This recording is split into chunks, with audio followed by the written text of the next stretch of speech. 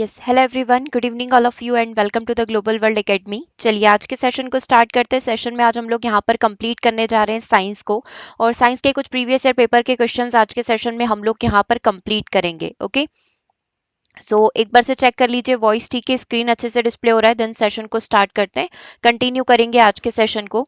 Yes, good evening everyone, आ चुके हैं सभी क्लास के अंदर। स्टार्ट करें आज के सेशन को। देखो, जैसे कि हम लोगों ने एक पूरी सीरीज यहाँ पर चलाई है जिसमें हम लोगों ने टारगेट किया है कि हम लोग 2500 क्वेश्चन यहाँ पर कंप्लीट करेंगे।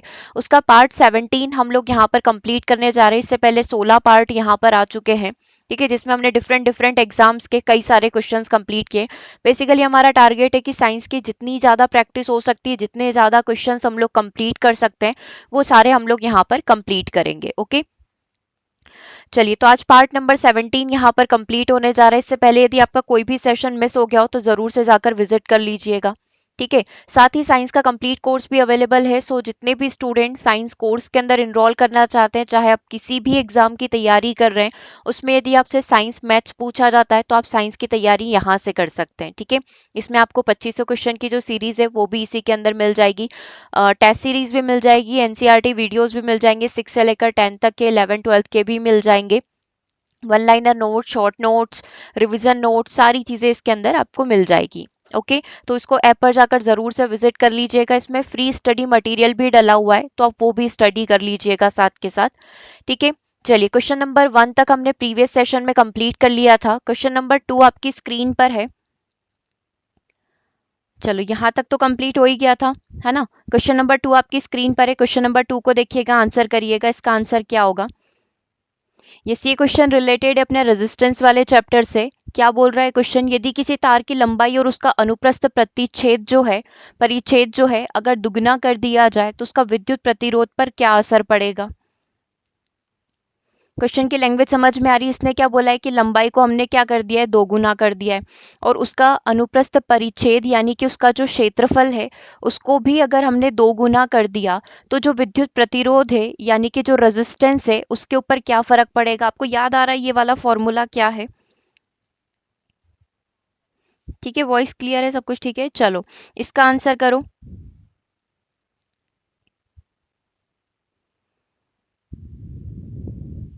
करो, आंसर करो। बस फॉर्मूला ही तो लगाना है, r is equal to rho l by a का फॉर्मूला लगाना है, ठीक है। तो आर डैश मान लेते हैं क्योंकि वैल्यू चेंज होगी। रो जो अपना प्रतिरोध गुणांक होता है वो होता है, इसको कांस्टेंट ही रखते हैं। इसने क्या बोला? लंबाई को दो गुना कर देना है। तो जो पहले लंबाई एल थी उसको हम लोगों ने 2l कर दिया, जो पहले क्षेत्रफल ए था उसको हमने 2a कर दिया, ठीक है। अब आप देखो कि अगर दोनों ही चीजों को अगर अपन डबल कर देंगे तो 2 से 2 कैंसल हो गया, तो आर डैश की वैल्यू क्या हो जाएगी? रो एल बाय ए हो जाएगी। मतलब कोई परिवर्तन नहीं आएगा। यहाँ पर हम लोग ये कंक्लूजन निकाल सकते हैं कि आर जो इक्वल होगा, आर डैश के इक्वल होगा। ये क्वेश्चन दो तरीके से पूछा जाता है, एक क्वेश्चन आपके सामने है और एक क्वेश्चन इसके बाद आएगा, ठीक है। तो इस फॉर्मूले को ध्यान रखना। इसका फॉर्मूला होता है प्रतिरोध गुणांक। विद्युत प्रतिरोध की भी बात करें और जहां पर लंबाई, क्षेत्रफल, मोटाई, इन सब चीजों की बात करी है, किसका पदार्थ बना हुआ है इसकी बात करी गई, तो हर जगह ये वाला फॉर्मूला आएगा, है ना, क्योंकि हमेशा ये क्षेत्रफल के व्युत्क्रमानुपाती होता है और लंबाई के जो रेजिस्टेंस है अनुत्क्रमानुपाती होता है। कौन? प्रतिरोध, ठीक है। तो आर डैश जो हो गया किसके इक्वल रहेगा? आर के रहेगा। तो क्या आंसर यहाँ पर ये हो सकता था कि यहाँ पर जो प्रतिरोध है वो कैसा रहेगा? अपरिवर्तित रहेगा, ठीक है। डन, ये वाली चीज कोई डाउट नहीं है इसके अंदर। अब इस क्वेश्चन का आंसर करिए। क्वेश्चन नंबर 103 आपकी स्क्रीन पर है। यदि तार की लंबाई को दो गुना करने पर उसके प्रतिरोध पर क्या प्रभाव पड़ेगा? अब की बार आपने क्या करी? लंबाई दो गुनी कर दी, तो प्रतिरोध पर क्या प्रभाव पड़ेगा? हाँ, बिल्कुल सारी चीजें साथ के साथ चल रही है। अभी आज के क्लास में ही आपको ट्वेल्थ क्लास की जो फिजिक्स है उसके भी कुछ क्वेश्चन देखने को मिलेंगे जो कि आपके एग्जाम में पूछे गए थे, है ना। तीसरे चौथे नंबर पर वो आ जाएंगे क्वेश्चन। चलिए, है ना, एक फ्लो बनेगा, आंसर करिएगा। प्रतिरोध दोगुना आंसर आ रहा है, वही वाला फॉर्मूला लगाओ। R is equal to rho by L होता है। आर डैश हो जाएगा, रो की वैल्यू कांस्टेंट है, ऐसा ही रहेगा। एल को क्या बोला है? दो गुना कर देना है, तो एल की वैल्यू क्या हो जाएगी? 2l हो जाएगी। और अपने क्षेत्रफल के लिए कुछ बोला ही नहीं है तो क्षेत्रफल एज इट इज रहेगा, ठीक है। तो ये आर डैश जो हो गया, अब आप देखो कि 2 रो एल बाय ए हो गया, हमने 2 को क्या कर लिया, आगे निकाल लिया। तो आर डैश जो है पुराने वाले आर के जो है दुगुना हो जाएगा। तो हम लोग ये बोल सकते हैं कि प्रतिरोध यहाँ पर क्या हो जाएगा, दोगुना हो जाएगा। तो करेक्ट आंसर क्या हो गया, सी हो गया। ये दोनों ही क्वेश्चन आपकी सीटेट के एग्जाम में पूछे गए, एक बार दोनों को डबल कर दिया है और एक बार केवल लंबाई को डबल किया है। ठीक है, बस फॉर्मूला समझने वाला था। एक बार देख लो, डेफिनेशन देखनी है। तार की लंबाई को दोगुना करने पर नया प्रतिरोध जो है आर डैश जो है मूल प्रतिरोध R का दोगुना हो जाता है। प्रतिरोध ओम के नियम का उपयोग करके परिभाषित किया जाता है। ओम का नियम क्या बोलता है, V is equal to I R. आपको पता है कि एक सुचालक के माध्यम से दो बिंदुओं के बीच में प्रवाहित विद्युत धारा उन दोनों बिंदुओं के वोल्टेज के क्या होती है, समानुपाती होती है। तो जब अपन ये प्रोपोर्शनल का साइन हटाते हैं, समानुपाती का साइन हटाते हैं, तो एक रेजिस्टेंस अपन एक कांस्टेंट की तरह लगाते हैं। तो बस ये डेफिनेशन वाली जो चीज़ है ये थोड़ी सी इंपॉर्टेंट है याद रखने वाली, कि सुचालक के माध्यम से दो बिंदुओं के बीच में जब विद्युत धारा प्रवाहित की जाती है तो उनमें जो विद्युत धारा है उसके वोल्टेज के क्या हो जाती है, समानुपाती हो जाती है। ठीक है, आर जहां पर वस्तु का प्रतिरोध होगा, और प्रतिरोध का अगर फॉर्मूला देखना है तो प्रतिरोध आर इज इक्वल टू प्रतिरोधकता इंटू लंबाई डिवाइड बाय क्षेत्रफल। ठीक है, चूंकि प्रतिरोध वस्तु की लंबाई के समानुपाती होता है, समान व्यास के छोटे छोटे तारों की तुलना में जो लंबा तार है उसका प्रतिरोध ज्यादा होगा। ये तो एक बेसिक जानकारी हो गई। ठीक है, इस चीज को भी ध्यान रखना, लास्ट लाइन भी काफी इंपॉर्टेंट है। समान व्यास के छोटे तारों की तुलना में जो अगर लंबा तार आप प्रयोग कर रहे हो तो उसमें ज्यादा आपको रेजिस्टेंस देखने को मिलेगा। ठीक है, बजाय इसके कि आप छोटे छोटे तारों का प्रयोग कर रहे हो। ओके, आपने सुना है ना कि जहाँ पर घर की मेन सप्लाई होती है, ये इन जनरल जनरल साइंस की बात है, कि उसके पास से ही आपके जो है सारे डिवाइसेस कनेक्ट होना चाहिए। अगर आपका घर, आपने मेन सप्लाई यहाँ से दे रखी है, मतलब आपका मीटर यहाँ पर लगा हुआ है और आपका घर कहीं बहुत ज़्यादा दूरी पर है, तो उस सप्लाई को, उस इलेक्ट्रिसिटी को आपके घर तक आने में काफ़ी लंबा रास्ता ट्रेवल करना पड़ रहा है। इसकी वजह से आपका जो बिजली का बिल है वो भी थोड़ा ज़्यादा आता है। क्यों? क्योंकि रेजिस्टेंस काफ़ी ज़्यादा होता है। ठीक है, चलिए, अच्छी त्वचा के लिए वसा में घुलनशील कौन सा विटामिन है? आपको पता है कि दो विटामिन तो ऐसे होते हैं जो जल में घुलनशील होते हैं। ठीक है, बाकी फैट सॉल्युबल वसा में घुलनशील होते हैं। तो इसने ये भी बोल दिया है कि अच्छी त्वचा के लिए, तो त्वचा के लिए रिस्पॉन्सिबल विटामिन कौन सा होता है, ए होता है। और ये किस में घुलनशील है, वसा में घुलनशील है। तो ए आंसर अपना यहाँ पर करेक्ट हो जाएगा, vitamin A. Yes, definitely vitamin A बिल्कुल करेक्ट है। क्वेश्चन नंबर 5 को देखिएगा। क्वेश्चन नंबर 5 का आंसर क्या होगा, निम्न में से कौन से लक्षण जल वनस्पति को जल में तैरने में मदद नहीं करते हैं? इस अब की बार आपको क्या बताना है, नेगेटिव बताना है। 4 स्टेटमेंट, 4 ऑप्शन आप सभी के सामने हैं, आंसर करिएगा।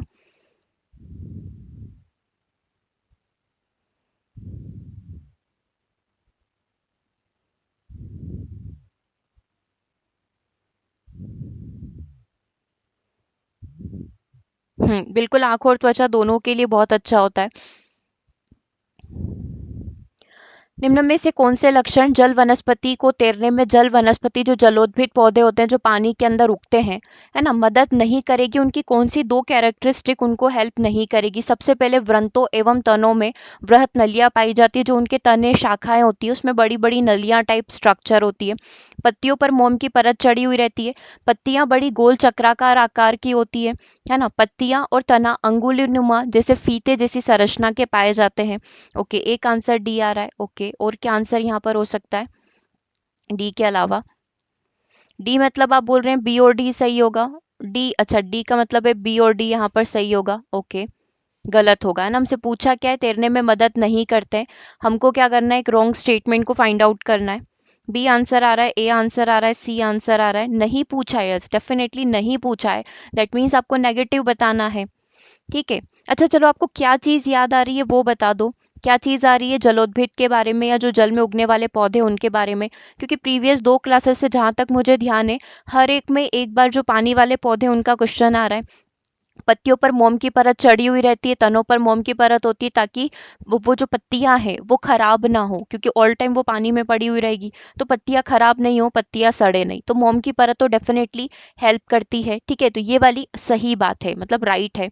पत्तियां बड़ी गोल चक्राकार होती नहीं, पत्तियां और तने अंगुलीनुमा और जैसे फीते जैसी संरचना के आकार के इसमें पाए जाते हैं, ताकि वो पानी के बहाव, जैसे पानी का अगर हम लोग बोलते हैं कि करंट जो है बहुत तेज बहाव यहाँ पर है ना। तो बहुत तेज बहाव होने की वजह से पत्तियां फट सकती है। आपने नॉर्मली भी देखा होगा ना, अगर पत्तियां हल्की और पतली होती, जैसे अपन अपने घरों में जो पेड़ पौधे लगे हुए हैं उनकी पत्तियां कितनी हल्की होती है, 2-3 दिन लगातार बारिश हुई तो वो पत्तियां सड़ने लग जाती है ना। बहुत ज्यादा ठंड पड़ रही है तो वो पत्तियां खराब हो जाती है। तो बेचारे ये पौधे तो दिन भर पानी के अंदर रहते हैं, तो उनकी पत्तियां और तने इसी आकार की होती है कि अगर बहुत तेज बहाव आ रहा है तो आसानी से वो उसको पार करके निकल जाए, उन पत्तियों को पार करके निकल जाए और वो पत्तियां टूटे नहीं, सड़े नहीं, गले नहीं। तो अब हमको क्या बताना था कि कौन से दो स्टेटमेंट नेगेटिव है। ये वाली गलत चीज है और ये वाली गलत चीज है। ये वाली बात बिल्कुल सही है और ये वाली बात बिल्कुल सही है। हमको नेगेटिव बताना था। पहला वाला नेगेटिव है और सी वाला नेगेटिव है कि ना तो वृहत नलियां होती है और ना गोल चक्रिका के आकार की इसके अंदर पत्तियां होती है। पत्तियों पर मोम की परत होती है और अंगुली नुमा जैसी इसमें संरचना पाई जाती है ना। जलीय पौधों में एरेनकाइमा उत्तक पाए जाते हैं जो उन्हें पानी में तैरने में मदद करते हैं। ठीक है। एरेनकाइमा एक विशेष प्रकार का पैरेनकाइमा उत्तक ही होता है जिसमें स्पंजी प्रकार के उत्तक पाए जाते हैं जो कोशिकाओं के बीच में बड़े बड़े छेद या वायु का स्थान होता है जो आसानी से पानी से ऑक्सीजन को ग्रहण कर सकते हैं। क्योंकि अगर वायुमंडल में तो डेफिनेटली नॉर्मली कर पाएंगे, लेकिन ये पानी में है तो ये पानी के बुलबुले के रूप में ऑक्सीजन को ये ग्रहण करते हैं। ठीक है। ये वाली लाइन पढ़ो। जलीय पौधों के तने और डंठल नरम और काफी लचीले होते हैं ताकि वे बिना टूटे लहरों के साथ आसानी से चल सके। जलीय पौधों में जल की तेज धारा का सामना करने के लिए पतले रिबन जैसे फीते के आकार के पतले पतले पत्ते यहाँ पर पाए जाते हैं। पत्ती और तनों को मोमी परत के साथ लेपित किया जाता है और प्रत्येक पत्ते में वायु का एक बुलबुला होता है जो जल से पौधों को ऑक्सीजन के आदान प्रदान के लिए आवश्यक स्थान यहाँ पर प्रदान करता है। क्योंकि जलीय पौधे मिट्टी में मजबूती से जड़ें जमा लेते हैं और कुछ जल में ही डूबे हुए रहते हैं। तो इसका आंसर क्या होना चाहिए? देखो, पी क्यू आर एस चार धातुओं के संदर्भ में निम्न अवलोकन किए गए हैं। कुछ अवलोकन हमारे सामने हैं। ठीक है। यस, ये विजिबल है। पी और एस को क्यू क्रमशः उसके लवणीय विलयन से विस्थापित कर देता है। एस और आर को पी उसके लवणीय विलयन से विस्थापित कर देता है। केवल आर को एस उसके लवणीय विलयन से विस्थापित कर देता है। द्वितीय सर्वाधिक सक्रिय धातु यहाँ पर कौन सी है? यस, पूरी कहानी बताएंगे आपको सेशन के लास्ट में, है ना। पहले अपन ये सारे क्वेश्चन आंसर कंप्लीट कर लेते हैं। ठीक है। चलिए इसका आंसर करिएगा। ये काफी अच्छा क्वेश्चन है, थोड़ा ऐसा लग रहा है मैथ्स टाइप का क्वेश्चन हो, है ना। ग्रेटर देन लेस देन करके भी आप इस क्वेश्चन को कर सकते हैं।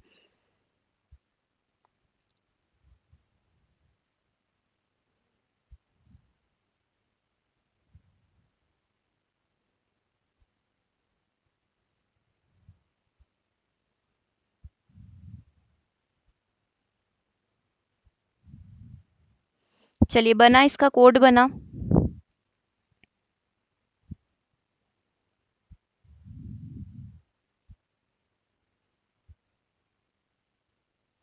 देखो आप इसको ऐसे सॉल्व कर सकते हो। सी आंसर आ रहा है, बी आ रहा है, सी आ रहा है, बी आ रहा है। ओके, ऐसे सिंपल सा है ना। अपन को वो तो देखना ही नहीं है कौन ज्यादा स्ट्रॉन्ग है। आपको याद होगा ये वाली उस ट्रिक से बनेगा। Please stop calling me a foolish zebra, instead trying how copper saves gold. जो सबसे क्रियाशील है वो सबसे आगे। बट इसने यहाँ पर किसी भी धातु वगैरह के नाम तो दे नहीं रखे हैं, तो अपन इसको 1 बाय 1 करके सॉल्व करते हैं, है ना। एक एक लाइन से इसको सॉल्व करते हैं। पी और एस को क्यू उसके लवणीय विलयन से विस्थापित कर सकता है, क्यू रिप्लेस कर सकता है। मतलब इन दोनों में सबसे ज्यादा स्ट्रॉन्ग कौन हो गया? क्यू हो गया। किससे स्ट्रॉन्ग हो गया? पी और एस से स्ट्रॉन्ग हो गया। ये पहली कंडीशन बन गई।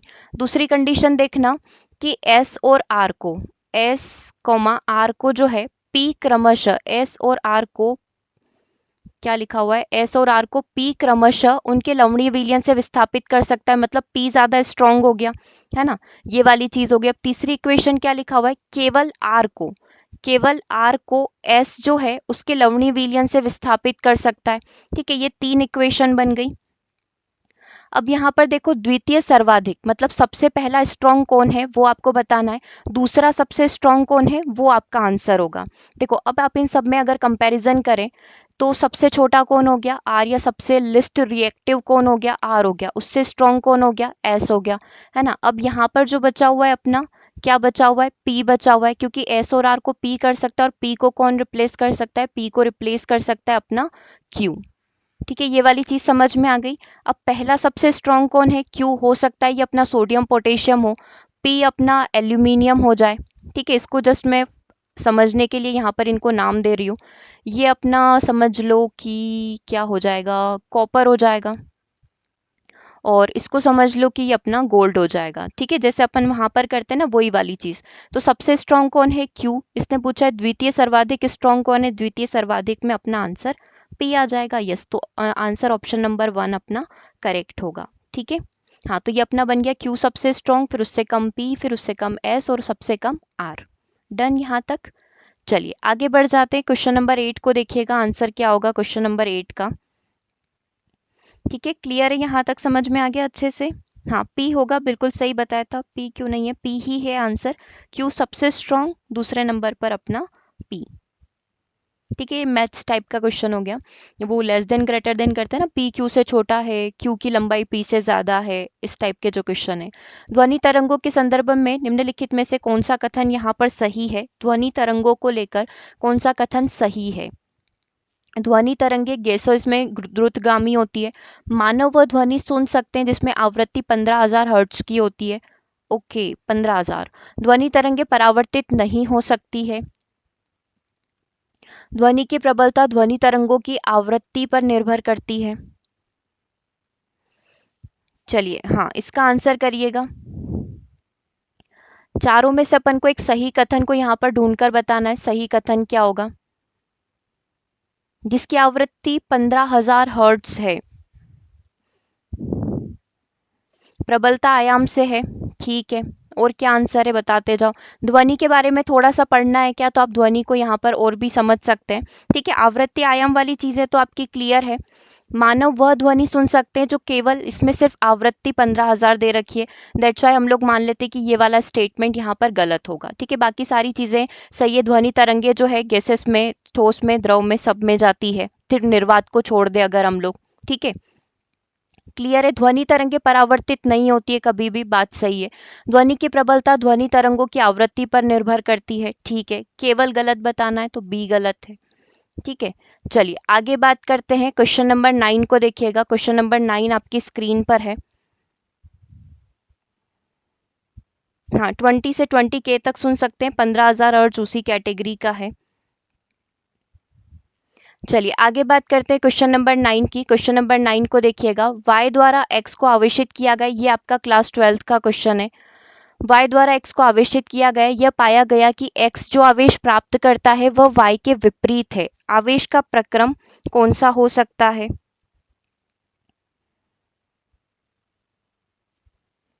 चलिए इस क्वेश्चन का आंसर करिएगा। क्वेश्चन नंबर 9 आपकी स्क्रीन पर है। ये बहुत ही अच्छा क्वेश्चन है। इसमें अपन को 3 चीजें समझना है।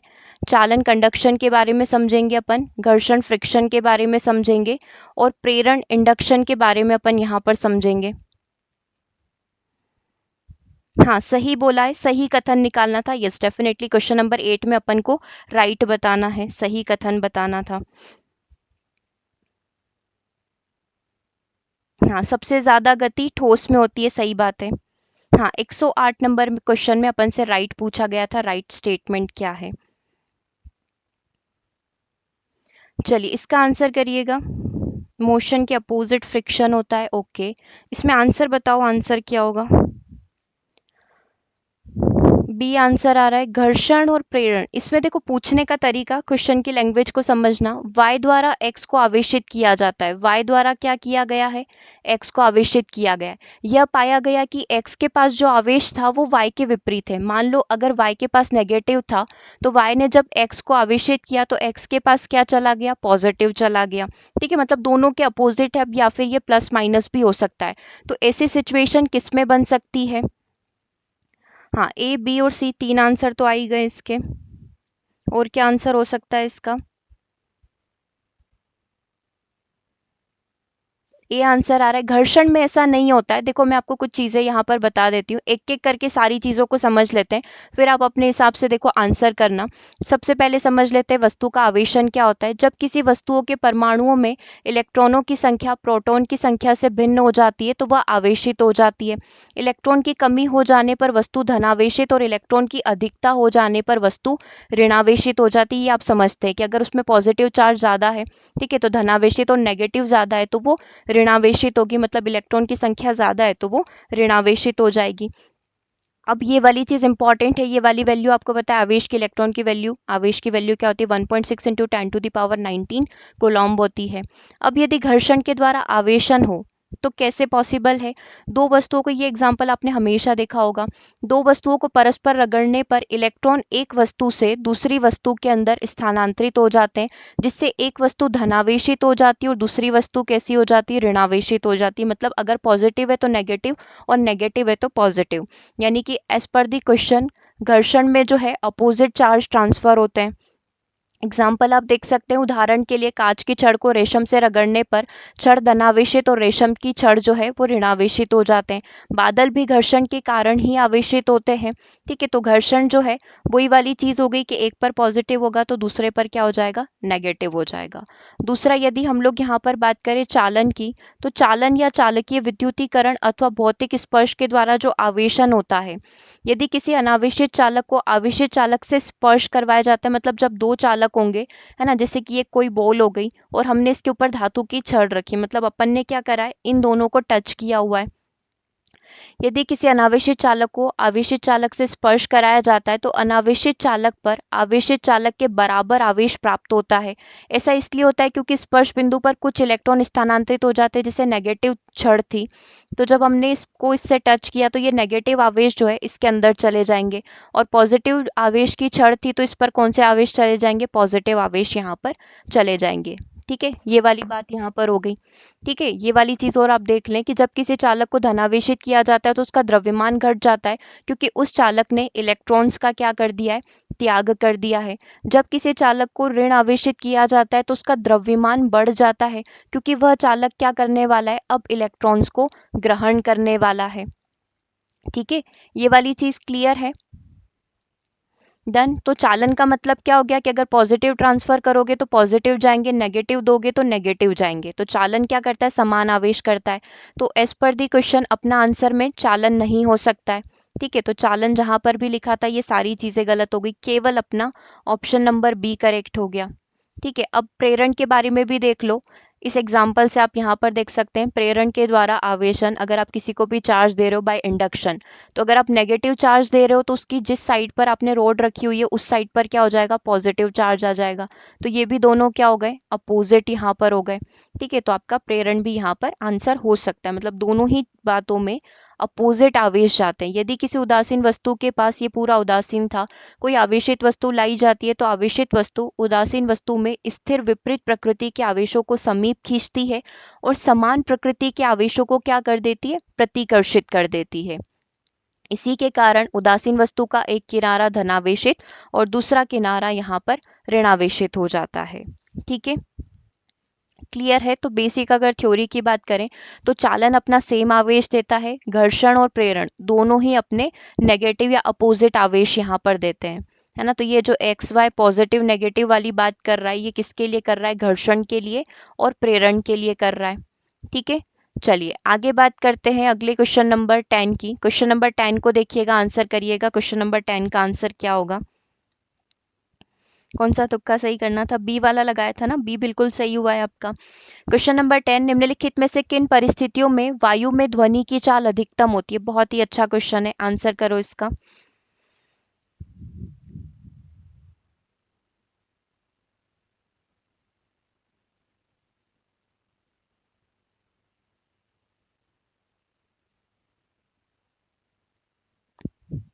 क्वेश्चन नंबर 10 क्या बोल रहा है, निम्नलिखित में से किन परिस्थितियों में वायु में ध्वनि की चाल अधिकतम होगी।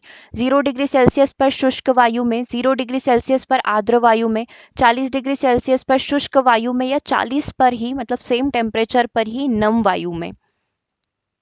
ध्वनि कब ज्यादा अधिक गति करती है? आपको ध्यान होगा ना कि सर्दी के दिनों में आपको दूर से आती हुई आवाज आ जाती है ना, चाहे आपसे 5-6 किलोमीटर दूर कहीं पर भी साउंड वगैरह बज रहा हो तो ठंड में आवाज आ जाएगी लेकिन गर्मी में नहीं आएगी। तो थोड़ा उससे कनेक्ट करके हुए बताओ क्या आंसर यहाँ पर होना चाहिए। डी आंसर आ रहा है 110 का, ओके। सी आंसर आ रहा है, ए भी आ रहा है, ओके। थोड़ा सा और कनेक्ट करो। अच्छा, ध्वनि की चाल और घनत्व का अगर रिलेशन पता है तो भी आप आंसर कर सकते हो, ठीक है। पॉइंट कंफ्यूजिंग हो सकता है बट आपको आंसर करना है। आर्द्र तो पता है, ओके, बट टेम्परेचर समझ नहीं आ रहा है, ठीक है। घनत्व का और अगर चाल का रिलेशन पता है तो डेफिनेटली आप इसका आंसर कर सकते हैं। वाइस वर्सा चीजें होती है, बाकी सेल्सियस में नहीं पता, ओके।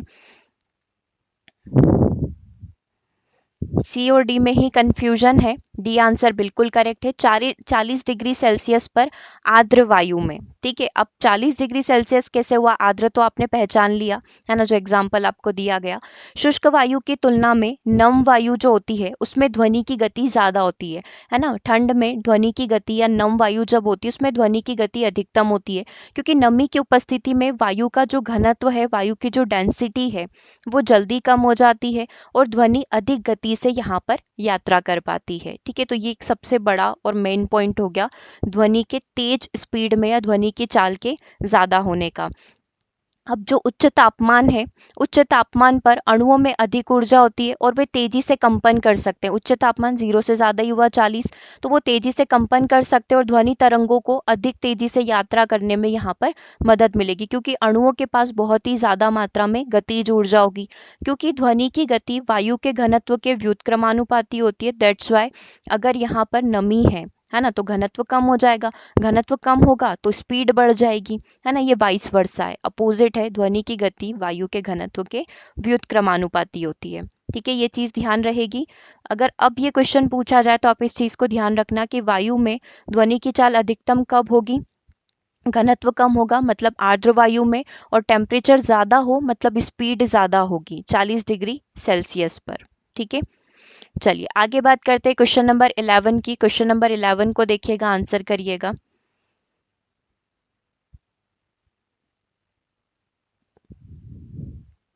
क्वेश्चन नंबर 11 का आंसर क्या होना चाहिए? चक्रवात के बारे में कौन सा कथन आपको सही लग रहा है? चक्रवात को लेकर कौन सा कथन सही है?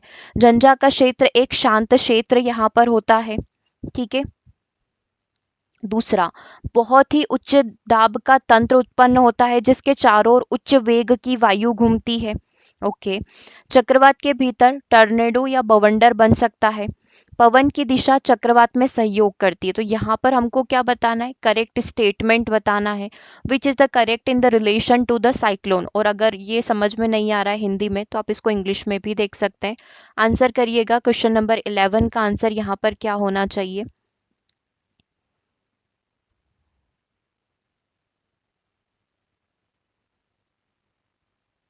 चलिए इसका आंसर करिएगा। 11 का आंसर क्या होगा? क्वेश्चन नंबर 11 आपकी स्क्रीन पर है।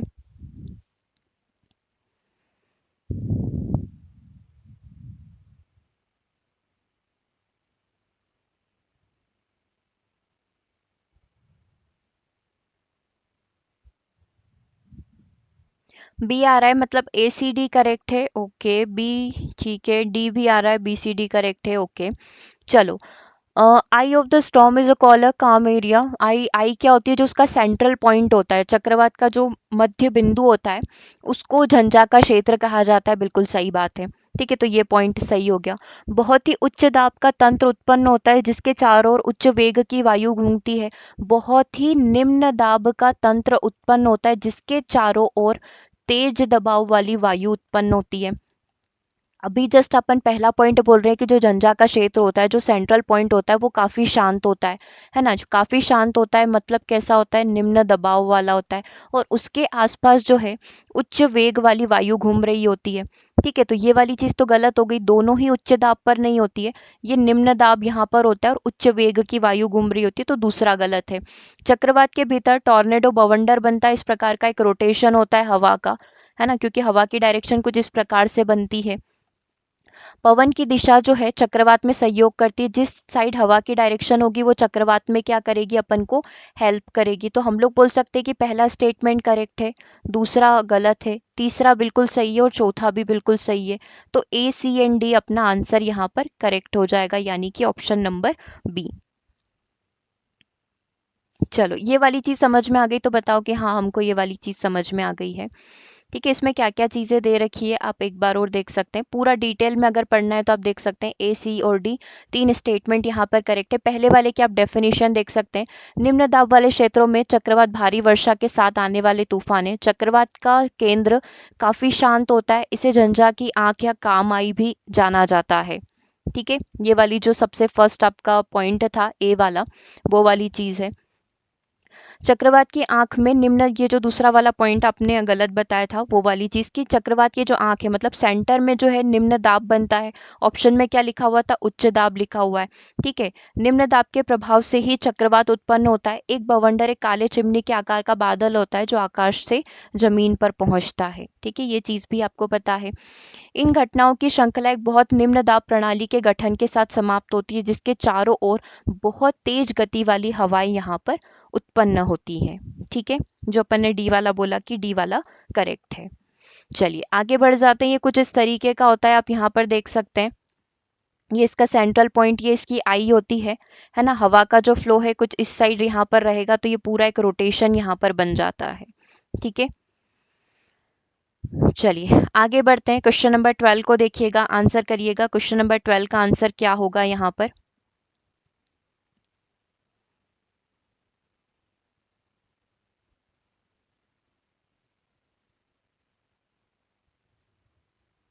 यस, क्वेश्चन नंबर 12 को देखिएगा। निम्नलिखित में से कौन सा समूह वस्तु का सदैव आभासी प्रतिबिंब बनाता है। कौन सा समूह वस्तु का सदैव आभासी प्रतिबिंब का निर्माण करेगा। वर्चुअल इमेज इनमें से कौन कौन दे सकता है। उत्तल लेंस, उत्तल दर्पण, समतल दर्पण। देखो कितनी चीजें होती है, ये 5 चीजें होती है। उत्तल लेंस, उत्तल दर्पण, अवतल दर्पण और समतल दर्पण। इन 5 में से कौन सी 3 चीजें जो है आभासी प्रतिबिंब को दे सकती है।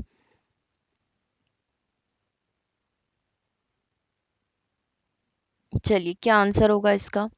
12 का आंसर बी आ रहा है। बी आ रहा है, ओके। सभी का बी है, ठीक है। उत्तल दर्पण से बनेगा, हाँ इसमें आभासी वास्तविक बनते हैं। अवतल लेंस से बनेगा, ठीक है। समतल दर्पण से बनेगा, ओके। और क्या आंसर है बी के अलावा, सभी का बी आ रहा है, बिल्कुल सही बात है। उत्तल दर्पण देता है, अवतल लेंस देता है ऑलवेज, समतल दर्पण भी देगा।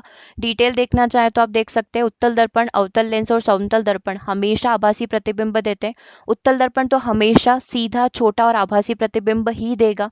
ठीक है, उत्तल दर्पण पर आपतित किरणें परावर्तन के बाद हमेशा अपसारित होती है, इसीलिए उत्तल दर्पण हमेशा आभासी काल्पनिक प्रतिबिंब बनाता है। उत्तल दर्पण में बनने वाला आभासी प्रतिबिंब आकार जो होता है, वस्तु का आकार हमेशा छोटा होता है, इसीलिए इसका जो आवर्धन पॉइंट होता है, जो इसका मैग्निफिकेशन होता है, वो हमेशा ध्यान रखना 1 से कम होता है। किसका, उत्तल दर्पण का। अवतल लेंस हमेशा आभासी प्रतिबिंब बनाता है। जब किसी वस्तु को एफ और ऑप्टिकल केंद्र के बीच में रखा जाता है तो उत्तल लेंस द्वारा बनाई गई वस्तु की छवि आभासी, सीधी और आवर्धित यहाँ पर बनती है। कब, जब वस्तु को एफ और ऑप्टिकल केंद्र के बीच में यहाँ पर रखा जाता है। ठीक है, तो उत्तल लेंस द्वारा बनाई गई वस्तु का छवि का जो प्रतिबिंब आभासी, सीधा और आवर्धित बड़ा यहाँ पर बनेगा। समतल दर्पण द्वारा निर्मित प्रतिबिंब आभासी और सीधा होता है, यानी प्रतिबिंब को पर्दे पर प्रक्षेपित या केंद्रित नहीं किया जा सकता। दर्पण के पीछे प्रतिबिंब की दूरी दर्पण के सामने बिंब की दूरी के समान ही होती है। ठीक है, निर्मित प्रतिबिंब का आकार बिंब के आकार के समान रहता है। तो उत्तल दर्पण बिल्कुल करेक्ट है, कॉनकेव लेंस करेक्ट है और समतल दर्पण अपना करेक्ट है। ठीक है, हाँ बी सही था ना, डी क्यों चेंज किया, बी बिल्कुल सही है।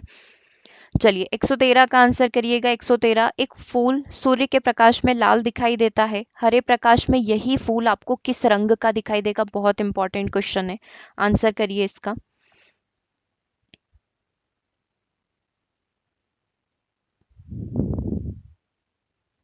एक फूल सूर्य के प्रकाश में तो आपको लाल दिख रहा है क्योंकि वो उसी कलर को उत्सर्जित कर रहा है। ठीक है, तो हरे प्रकाश में अगर अपन इस फूल को रखेंगे तो वो आपको कौन से कलर का दिखेगा, लाल, काला, हरा या पीला। अगर हरे प्रकाश में आप रखोगे, आपने आई थिंक ये वाला देखा होगा, रोज को हमने किया हुआ एक्सपेरिमेंट है। है ना। नॉर्मल टीचर सिखाते भी हैं कि रोज को अगर अपन हरे कलर में रखेंगे, हरे प्रकाश में रखेंगे, तो वो कैसा दिखता है। बी आंसर आ रहा है, काला दिखता है। सही बात है, काले कलर का दिखता है। लेकिन इसके पीछे के रीजंस क्या हैं। आमतौर पर पता है एक लाल फूल सूर्य की रोशनी में लाल दिखता है क्योंकि ये लाल रंग को छोड़कर बाकी सारे रंगों को सोख लेता है, केवल उसी रंग को परावर्तित करता है, इसीलिए वो लाल कलर का दिखता है। लेकिन हरे प्रकाश में लाल फूल काला दिखेगा। क्यों दिखेगा? क्योंकि हरा रंग एक वर्णीय होता है, यानी कि यह कई रंगों का मिश्रण नहीं होता है। इसीलिए हरे रंग में रखा हुआ लाल फूल हरे रंग को तो सोख लेगा और कुछ भी प्रतिबिंबित यहाँ पर नहीं कर पाएगा, कुछ भी रिफ्लेक्ट नहीं कर पाएगा। और अपन बोलते हैं कि कोई कलर नहीं, मतलब कि क्या, वो ब्लैक होगा। इसीलिए अपन को लाल फूल जो है काला दिखाई देता है, क्योंकि परावर्तित होने के लिए उसके पास कोई प्रकार का प्रकाश अवेलेबल नहीं है। ठीक है, ये तो किसके लिए बात हो गई? फूल के लिए बात हो गई, जो कि रेड कलर का था। वस्तुएं खास रंग की दिखती है क्योंकि उनमें सिर्फ कुछ खास रंगों का प्रकाश परावर्तित करने की क्षमता होती है। इसी तरह लाल फूल अपनी सतह की लाल रोशनी को तो परावर्तित कर देता है, जिससे वह लाल दिखता है। जब लाल फूल को आप हरे प्रकाश में देखेंगे तो ये उसी प्रकाश को सोख लेगा और किसी भी चीज को उत्सर्जित नहीं कर पाएगा। ठीक है, इसीलिए उसकी जो पेटल्स, पंखुड़ियां होती है, वो अपन को काले रंग की दिखाई देती है। चलिए, क्वेश्चन नंबर 14 को देखिएगा। निम्नलिखित में से कौन सा एक कोशिकीय जीवों का समूह है?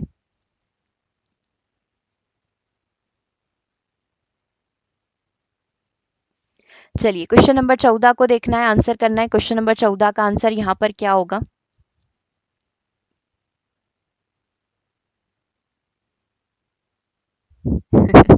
चलिए, 14 को देखिएगा। इसमें एक कोशिकीय जीव यूनिसेल्युलर कौन है ना? कौन सा पेयर यूनिसेल्युलर का? यीस्ट, हाइड्रा और अमीबा।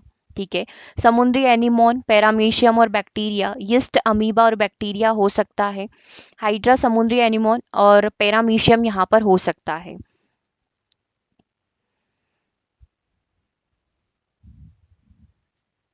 चलिए, करिए आंसर क्या होना चाहिए। यहाँ पर सी आंसर आ रहा है, 14 का सी आ रहा है।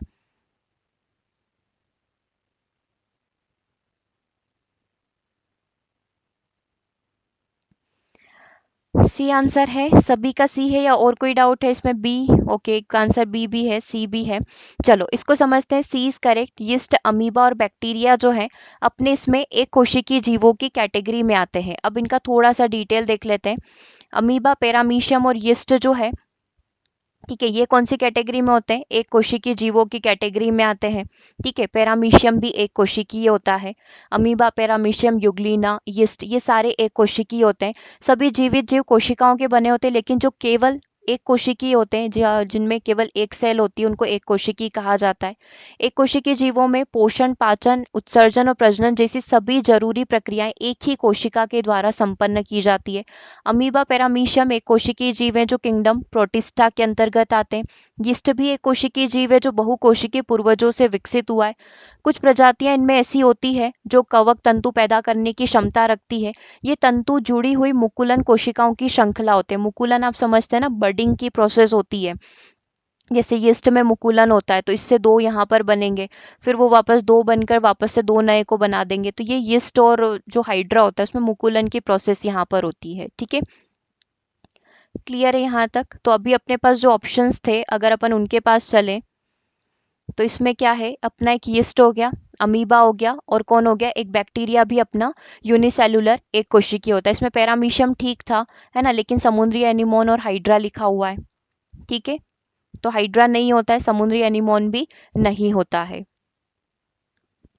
और अगर आप बैक्टीरिया के बारे में देखना चाहते हैं, तो आप देख सकते हैं जीवाणु सूक्ष्म एकल कोशिका वाले जीव हैं जो अन्य जीवों के भीतर और बाहर सभी वातावरण में बड़ी संख्या में पाए जाते हैं। कुछ जीवाणु खतरनाक होते हैं, लेकिन अधिकांश फायदेमंद भी होते हैं। आपने देखा, ये टीकाकरण वगैरह में ये काम आते हैं। इनका उपयोग औद्योगिक और चिकित्सीय गतिविधियों के लिए किया जाता है। जीवन के कई रूपों में, है ना, इसका प्रयोग हम लोग यहाँ पर करते हैं। चलिए, आगे बात करते हैं क्वेश्चन नंबर 15 की। क्वेश्चन नंबर 15 को देखिएगा, आंसर करिएगा। इसका आंसर क्या होगा?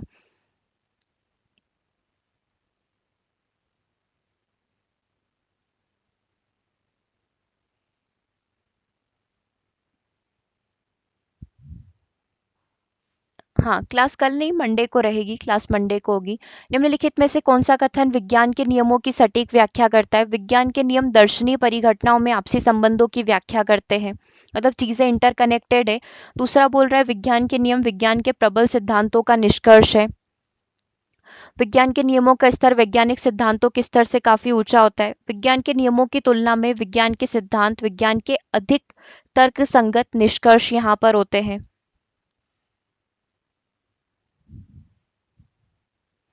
चलो इसका आंसर करो।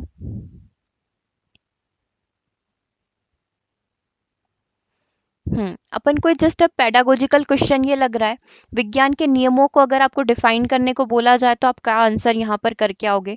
विज्ञान के नियमों की तुलना में विज्ञान के सिद्धांत विज्ञान के अधिक तर्क संगत है। जब आपसे बोला गया विज्ञान के नियमों को डिफाइन करना है, ये हमसे यही पूछ रहा है कि विज्ञान के नियमों की बात करनी है, तो हम लोग नियमों को यहाँ पर हम लोग ऐसा नहीं लग रहा है इस क्वेश्चन में कि नियमों की हम लोग थोड़ी अवहेलना कर रहे हैं कि विज्ञान के नियमों से ज्यादा तो विज्ञान के सिद्धांत अच्छे होते हैं। ठीक है, हमको विज्ञान के नियमों की सटीक व्याख्या के बारे में बोला है, तो क्या आंसर आप लोग यहाँ पर कर सकते हो? एक बार और सोचो क्या आंसर हो सकता है।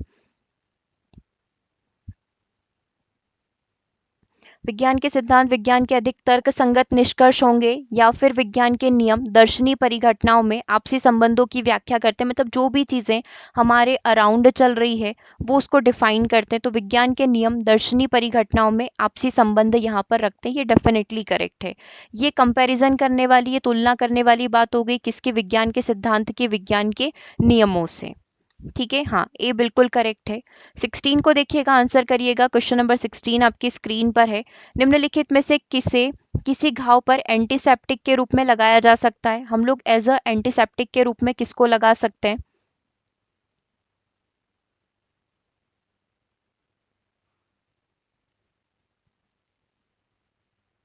चलिए इसका आंसर करिएगा। हाँ, एंटीसेप्टिक के रूप में किसको लगाना है? किसने अपना नेम चेंज करा है क्लास में? चलो, एंटीसेप्टिक दवा के रूप में आप आयोडीन, ब्रोमीन, सल्फर, क्लोरीन, इनमें से किसका प्रयोग कर पाएंगे? A answer, B answer, okay. और क्या आंसर है इसके? ए आंसर आ रहा है, आयोडीन का प्रयोग कर सकते हैं। बिल्कुल सही बात है, आप एज अ आयोडीन की तरह इसका प्रयोग कर सकते हैं। किसी घाव पर एंटीसेप्टिक के रूप में आयोडीन का प्रयोग किया जा सकता है, ब्रोमीन, सल्फर, क्लोरीन का नहीं। ठीक है, एंटीसेप्टिक होते क्या हैं? जो जीवित ऊतकों में या उन पर सूक्ष्म जीवों को मारते हैं और उनके विकास को रोकते हैं।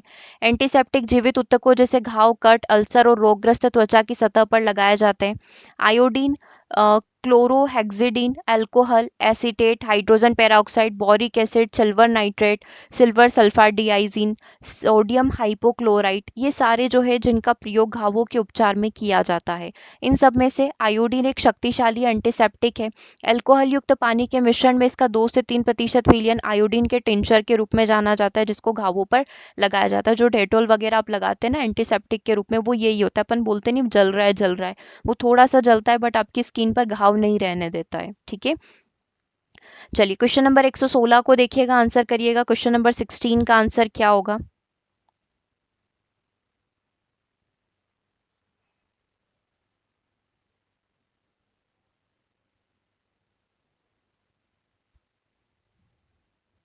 निम्नलिखित में से किसे किसी घाव, अच्छा ये वाला क्वेश्चन तो अपन ने कर लिया एंटीसेप्टिक वाला। 17 को देखिएगा, विज्ञान में परिकल्पना परीक्षण के लिए किसका प्रयोग किया जाता है? अगर आप किसी भी परिकल्पना जो आपके मन में हाइपोथेसिस वगैरह है उसको टेस्ट करना चाहते हैं तो आप किस चीज का प्रयोग करेंगे? अवलोकन का, प्रयोग का, सामूहिक चर्चा का, या समस्या समाधान का? देखो, अगर विज्ञान है तो डेफिनेटली प्रैक्टिकल पॉसिबल है। प्रैक्टिकल पॉसिबल है मतलब आप प्रयोग कर सकते हैं, दैट मीन्स कि आप खुद से एक्सपेरिमेंट यहाँ पर कर सकते हैं। तो बी आंसर अपना करेक्ट हो गया। क्वेश्चन नंबर 18 को देखिएगा, निम्नलिखित में से कौन सी रणनीति प्रकाश के प्रकीर्णन की अवधारणा पर सार्थक स्पष्टीकरण प्रदान करती है? अगर मैं बोलूँ प्रकाश का प्रकीर्णन हो रहा है, प्रकाश का बिखराव हो रहा है, तो कौन सी चीज यहाँ पर करेक्ट है ना? सार्थक स्पष्टीकरण मतलब कौन सी चीज यहाँ पर करेक्ट होगी?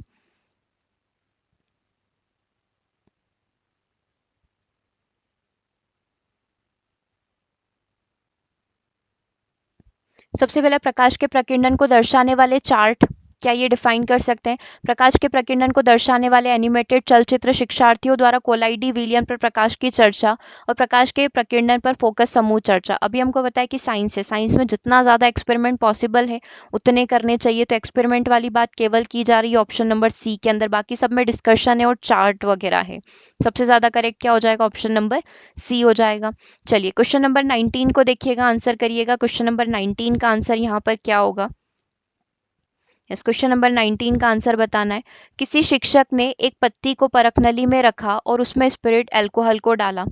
अब उन्होंने परखनली को तब तक गर्म किया कि जब तक उसमें से हरा रंग बाहर नहीं निकल जाता। फिर उन्होंने पत्ती को बाहर निकाला और उस पर आयोडीन डाला। छात्रों ने निम्नलिखित में से जो रिसर्च किया उन्होंने अपनी कॉपी में निकला कि पत्ती का रंग नीला काला हो गया है। और पत्ती में क्या अवेलेबल है? पत्ती में स्टार्च अवेलेबल है। इसमें से कौन सा कथन सही है ये आपको बताना है। मतलब जो जो भी चीजें बताने की थी वो तो इन्होंने क्वेश्चन में लिख दी। अब इन्होंने ये पूछा है कि कौन सा निष्कर्ष है और कौन सा प्रेक्षण है। ठीक है, प्रेक्षण मतलब ऑब्जर्वेशन होता है और निष्कर्ष मतलब क्या होता है? कंक्लूजन होता है।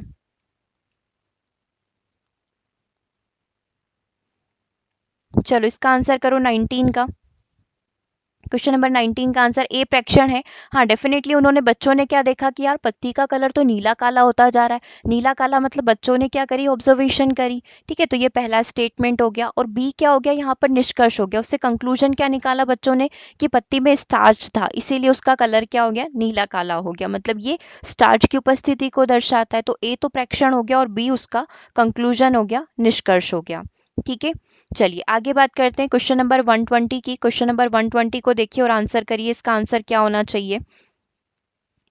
यस, क्वेश्चन नंबर 20 का आंसर क्या होगा? एक चुंबक दो टुकड़ों में टूट गया है। अगर इन दोनों टुकड़ों को पास में लाया जाए तो दोनों में क्या परिवर्तन होगा?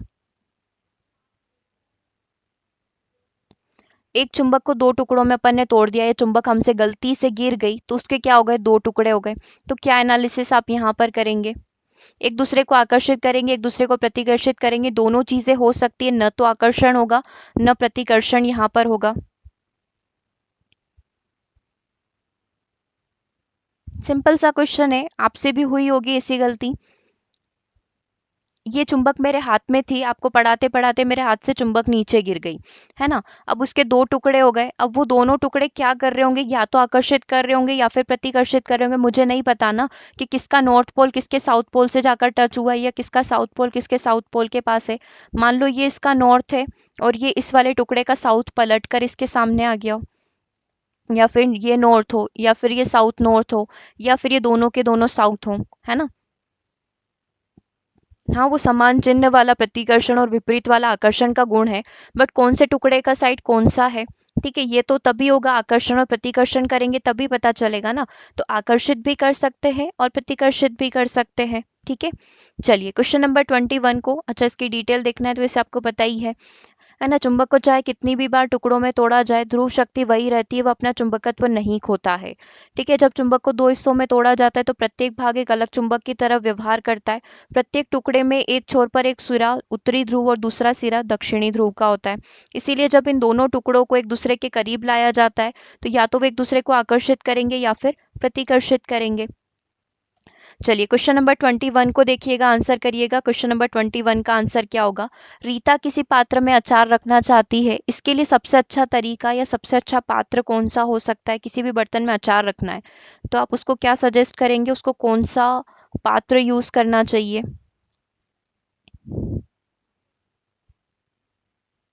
अच्छा, भारती जी अपनी सैलरी जो आई है उनकी पार्टी करके आई है। ओके, चलिए 21 का आंसर करिएगा। क्वेश्चन नंबर 21 का आंसर क्या होना चाहिए? एल्यूमिनियम, कांच, तांबा, पीतल। बी आंसर आ रहा है डेफिनेटली, क्योंकि बाकी सारी धातुएं जो है वो रिएक्ट कर सकती है। एसिड रहता है अचार में, उनसे रिएक्ट कर सकती है, लेकिन कांच नहीं करेगा। ठीक है, 22 को देखिएगा, आंसर करिएगा। क्वेश्चन नंबर 22 आपकी स्क्रीन पर है। निम्नलिखित में से कौन सी ग्रंथियां मानव में युग्मों के रूप में पाई जाती है? मतलब इसमें से कोई दो ऐसी है जो पेयर में पाई जाती है। युग्मों में मतलब पेयर में पाई जाती है। ठीक है, अधिवृक्क, पैनक्रियाज और थायराइड हो सकता है, एड्रिनलिन ओवरी हो सकती है, पिट्यूरी थायराइड हो सकता है, या फिर पिट्यूरी पैनक्रियाज यहाँ पर हो सकता है। यस, 122 का आंसर क्या होना चाहिए?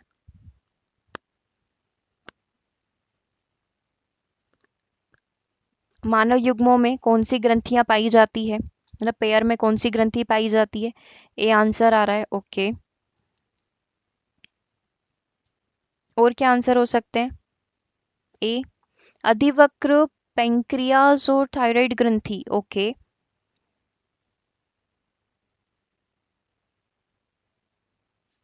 थोड़ा सा गलत हो रहा है, देखो इसको समझते हैं, है ना। पहले मैं आपको इन सारी ग्लैंड्स के बारे में, ग्रंथियों के बारे में बता देती हूँ। चलो पहले हिंदी में देख लो, फिर जिनको इंग्लिश में देखना है वो एक बार इंग्लिश में देख लेना। सही उत्तर जो है अपना अधिवक्र और अंडाशय यहाँ पर रहेगा। ठीक है, अधिवक्र और अंडाशय का जो पेयर है वो यहाँ पर सही है। ठीक है, अंतःस्रावी ग्रंथियां नलिका विहीन ग्रंथियां होती है। ठीक है, दोनों के बारे में देख लेते हैं। जो एंडोक्राइन, आप एंडोक्राइन और एक्सोक्राइन तो समझते हैं ना, अंतःस्रावी और बहिर्स्रावी ग्रंथियां। ठीक है, तो अंतःस्रावी ग्रंथियां नलिका विहीन ग्रंथियां यहाँ पर होती है। ठीक है, अर्थात इनमें नलिकाओं की कमी होती है, वे अपने स्त्राव को आसपास के रक्त प्रवाह में छोड़ देती है ताकि वे कार्यस्थल या दूर के लक्ष्य अंग तक परिवहन न कर सके।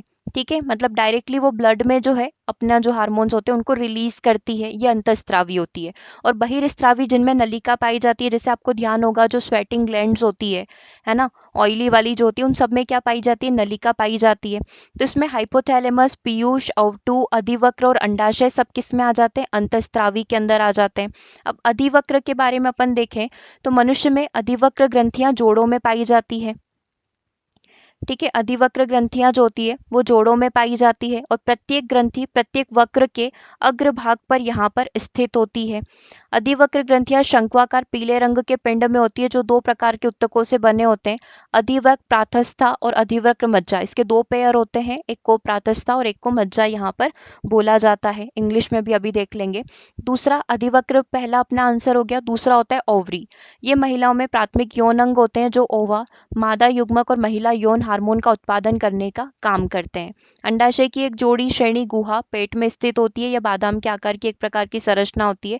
और बाकी के जो ऑप्शंस में आपको दे रखे थे, अवटु, अग्नाशय और पीयूष ग्रंथि जोड़े में नहीं पाई जाती। तो आपका आंसर क्या हो जाएगा, एक तो ये अधिवक्र और दूसरा वाला हो जाएगा अपना अंडाशय। ठीक है, ये हो गया इसका हिंदी में, और जिनको अभी इंग्लिश में देखना है वो यहाँ पर देख सकते हैं, एड्रीनलिन एंड ओवरीज। ठीक है, हाँ हिंदी इंग्लिश में देख लो, इंग्लिश में ध्यान रख लो आप। तो एड्रीनलिन और ओवरीज जो होता है ये दोनों कैसे पाई जाती है, पेयर में पाई जाती है। ठीक है, एंडोक्राइन जो होती है वो डक्टलेस होती है। डक्टलेस का मतलब इनमें कोई भी नलिका नहीं पाई जाती है ना। और एड्रीनलिन जो है दो पेयर में यहाँ पर होती है। ठीक है, दो के ग्रुप में, और सेम फॉर ओवरीज। डन यहाँ तक। चलिए आगे बात करते हैं अगले क्वेश्चन की। इस क्वेश्चन का और आंसर कर दो। क्वेश्चन नंबर 123 आपकी स्क्रीन पर है।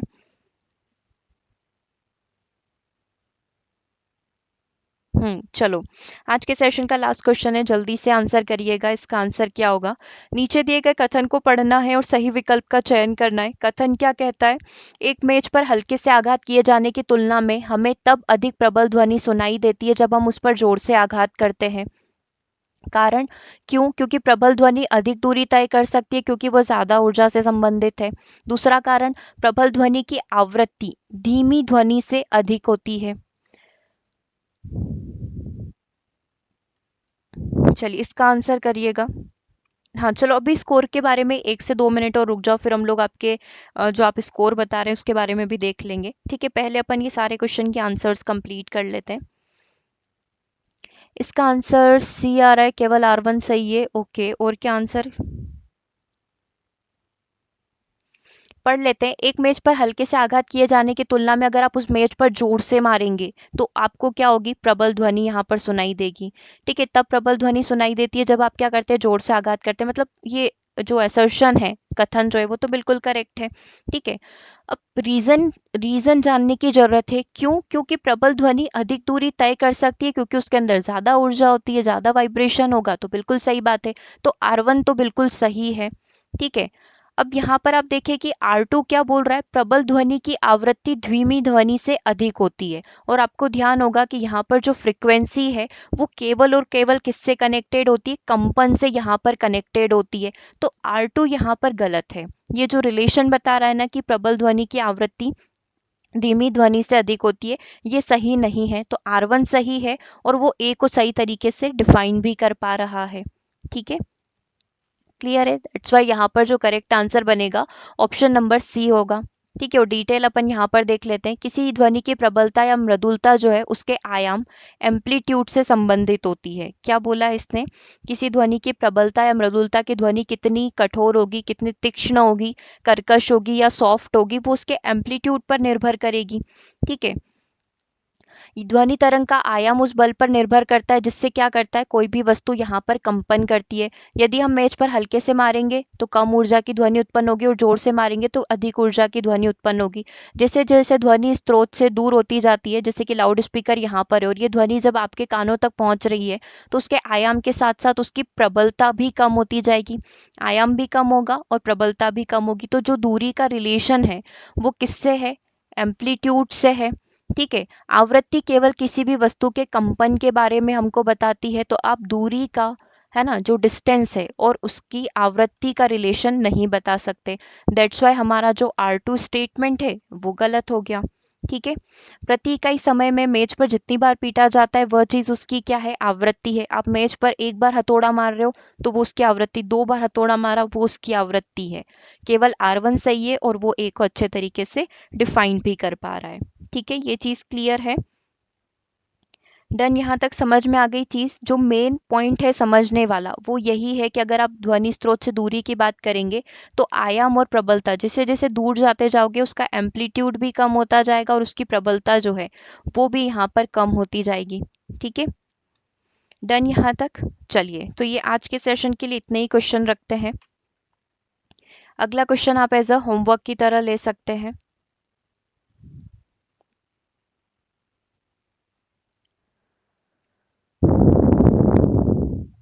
चलिए, ठीक है। ओके, तो इसके बाद कल रहेगा आपका एक छोटा सा टेस्ट है, उसे आप कंप्लीट कर लीजिएगा। ठीक है, मंडे को आपको उसका आंसर आ जाएंगे। कल टेस्ट रहेगा, मंडे को आंसर रहेगा उसका। और हाँ, और कोई डाउट है तो आप पूछ सकते हैं। कल टेस्ट आएगा, टेस्ट का आंसर मंडे को आ जाएंगे। और एक आपके लिए बहुत अच्छा एक आर्टिकल भी डाला गया है एसिड बेस इंडिकेटर का, क्योंकि अभी हम लोग जो सीरीज में कर रहे हैं इसमें बहुत सारे क्वेश्चन एसिड बेस इंडिकेटर से पूछे जा रहे हैं। तो उसके लिए आपका पूरा detail A to Z detail website पर डाली गई है, और उससे रिलेटेड क्वेश्चन आंसर जो पेपर में पूछे गए वो भी वेबसाइट पर डाले गए, तो उसे आप एक बार ज़रूर से विजिट कर लीजिएगा। ठीक है, चलिए, तो सेशन को ओवर करते हैं। मिलते हैं हम लोग नेक्स्ट क्लास, मंडे की क्लास में। कल टेस्ट है, उसे आप कंप्लीट कर लेना। Thank you everyone. टेस्ट आपको मिल जाएगा, टेस्ट आपको इस नंबर पर मिल जाएगा, यहाँ पर मिल जाएगा। आप इस पर व्हाट्सअप कर सकते हो, और आप अगर ऑलरेडी ऐप पर हैं तो ऐप पर भी फ्री स्टडी मटेरियल में कल शाम को 6 बजे आपका टेस्ट आ जाएगा, उसका आंसर आपको करना होगा। ठीक है, हाँ, टेस्ट अवेलेबल है, आप चेक कर सकते हैं। चलिए, थैंक यू एवरीवन। और जितने भी स्टूडेंट लेट आए थे आप स्टार्टिंग से सेशन को विजिट कर लीजिएगा। ठीक है, थैंक यू।